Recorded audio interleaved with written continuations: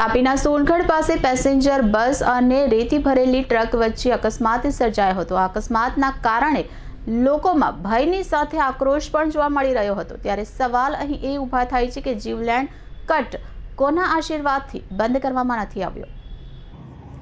ફરી એકવાર સોનગઢ ટેકરા પર એચપી પેટ્રોલ પંપ સામે અકસ્માત થયો।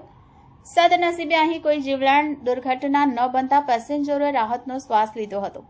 અત્રે નોંધવું રહ્યું કે જ્યાં આ દુર્ઘટના બની તે આ જગ્યા અકસ્માત ઝોન તરીકે પ્રખ્યાત થઈ ગઈ છે। દર વર્ષે અહીં અનેક જીવલેણ અકસ્માત આ કટના કારણે થાય છે।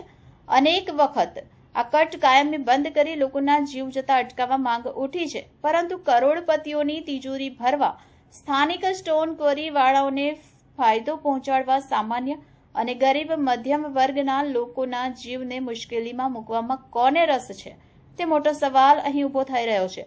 ત્યારે હવે આ એચપી પંપ ટેકરા પાસે આવેલ આ જીવલેણ કટ બંધ કરી લોકોના જીવ બચાવાય છે કે ક્વોરીઓના ફાયદા માટે ચાલુ જ રખાય છે તે જોવું રહ્યું।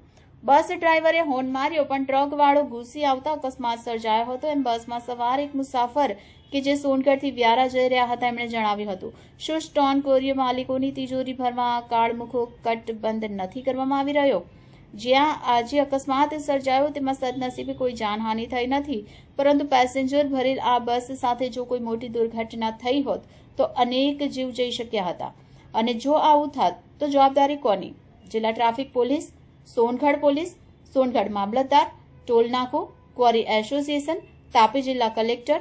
કારણ કે આ બધા જ જો કોશિશ કરે તો આ કાળમુખો કટ બંધ થઈ શકે અને લોકોના જીવ જતા બચી શકે છે।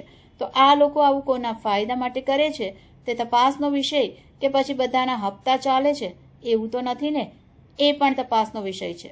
સૌથી મોટા અને તીખા સવાલ એ છે કે શું સ્ટોન ક્વોરીવાળા કરોડપતિઓની ગાડીઓ શોર્ટ સર્કિટમાં જાય અને એમની તિજોરીઓ ભરાય એ માટે આ કટ બંધ કરવામાં નથી આવતો।